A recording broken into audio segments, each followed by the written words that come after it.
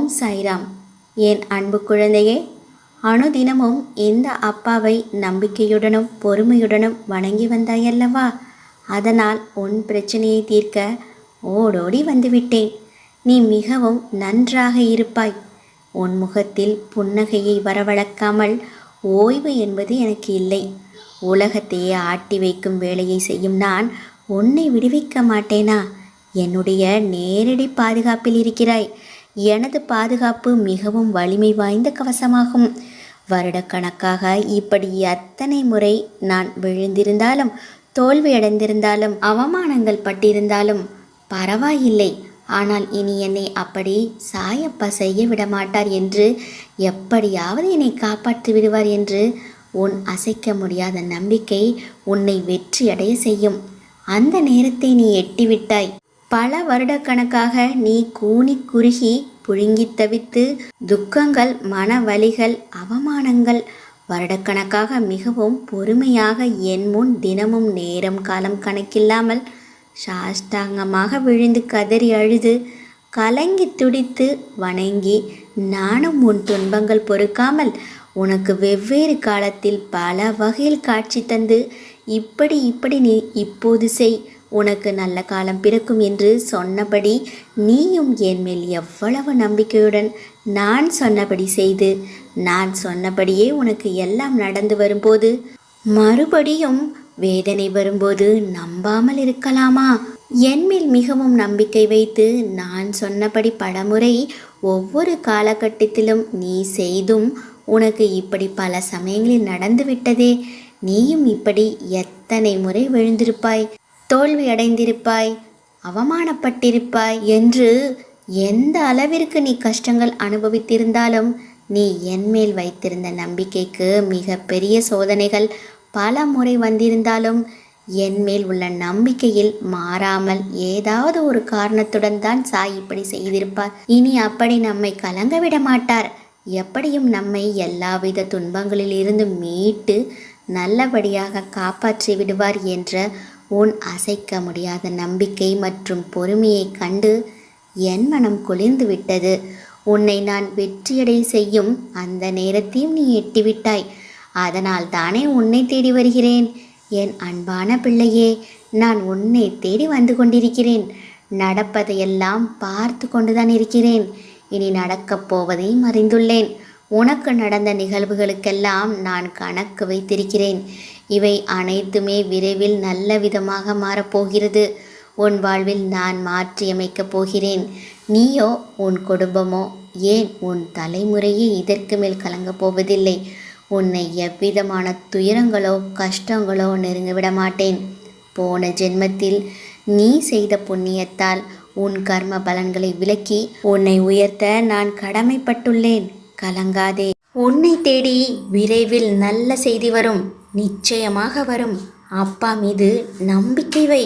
உன் மனம் தள்ளாடி கொண்டிருக்கிறது. என்றாவது ஒரு நாள் விடியும் என்று காத்திருக்கிறாய். நான் இருக்கிறேன் நிழலாக. கலங்கக்கூடாது. நான் உனக்கு உறுதியளித்த விஷயத்தை நீ தாராளமாக செய்யலாம். நான் உனக்கு துணை இருந்து வெற்றிகரமாக மாற்றித் தருவேன். நானே அதற்கான உதவியையும் செய்வேன். நான் உனக்கு கொடுத்ததை சந்தோஷமாக நீ பெற்றுக்கொள். எல்லாம் நான் பார்த்து கொள்வேன். எல்லா சுமைகளையும் என்னிடம் தந்துவிடு. தைரியமாக போ. வருத்தத்தை விட்டு பொறுமையாக உனக்கான இலக்கை நோக்கி போய்கொண்டே இரு. உனக்கு துணையாக நான் என்றும் இருப்பேன். நீ நடக்கும் பாதையில் முட்கள் இருந்தால் நானே முன் சென்று முன்பாகவே கலைந்து விடுவேன். உன் பல நாள் சோகத்திற்கு முடிவு வருகிறது. உன் வாழ்வில் நல்ல மாற்றங்கள் உண்டாகப் போகிறது. உன் கனவுகள் நிறைவேறும். நீ நினைப்பது நிச்சயம் நடக்கும். உன் சந்தோஷத்தை மிகைப்படுத்திவிட்டேன். நீ அபரிமிதமான வளர்ச்சி பெறப் போகிறாய். நிம்மதி உன் கண்களுக்கு எதிரே உள்ளதாக நீ கருதினால் உன் கண்களுக்கு புலப்பட வேண்டுமே. எந்த உருவமும் உனக்கு நிம்மதியை தராது. உன் மனதில் உன்னிடத்தில் தோன்றுபவை உன் உருவத்தில்தான் அவற்றை நீ காண முடியும்.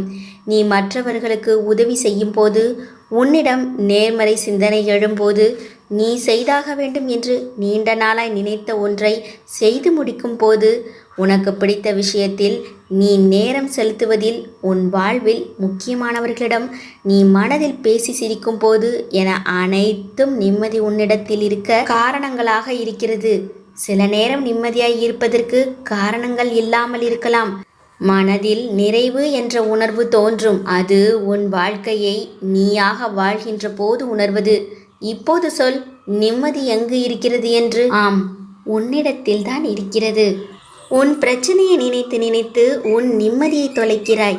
உன் மனதை ரணப்படுத்தி கொண்டு எரிச்சல் பட்டு வாழும் வாழ்க்கையை ரணமாக்கி வைத்துள்ளாய். அதை எப்படி சரி செய்வது என்று தெரியாமல் திக்கிட்டு இருக்கிறாய். இப்படி இருப்பதனால்தான் வாழ்க்கையே நரகமாகி தோன்றுகிறது. உனக்கு ஒரு விஷயம் பிடிக்கவில்லை என்றால் அவற்றின் நினைப்புகளை அறவே துடைத்துவிடு. அதை விரும்பாத ஏற்றுக்கொண்டு அதை உனக்கு நீயே செய்யும் அநியாயம். உனக்கு நீயே வேஷம் போடுகிறாய். அது உனக்கு நிம்மதி தராது, மற்றவர்களுக்கும் நிம்மதியில்லா சூழ்நிலையை உருவாக்கும். அதற்கு நீ அதை விட்டு நகன்று இருப்பது சிறந்தது. அமைதியாய் போவதில் தவறில்லை. ஆனால் அந்த அமைதியை ஏற்க முடியாமல் சில பேர் இருப்பார்கள். காரணம், உன்னிடம் பேசி பழகிவிட்டார்கள். அதனால் அவர்களுக்கு அது ஏற்றுக்கொள்ளக்கூடியதாக இருக்காது. உனக்கு பிடித்த மாதிரியே எல்லோரும் இருக்க மாட்டார்கள். அவர்கள் செய்யும் சில விஷயங்கள் உனக்கு வருத்தத்தை ஏற்படுத்தியது என்றால் அதனை சொல்லி சண்டை போடாமல் அமைதியாக விலகுவது நல்லது. அவர்களுக்கு நீ விட்டு சென்றதாக தோன்றும். ஆனால் உண்மையான காரணத்தை அவர்களுக்கே நீ உணர்த்த வேண்டும் என்பதில்லை.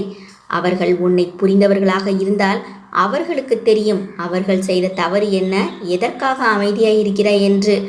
ஆனால் அதை ஒரு பெரிய விஷயமாக எடுத்து கலங்காதே.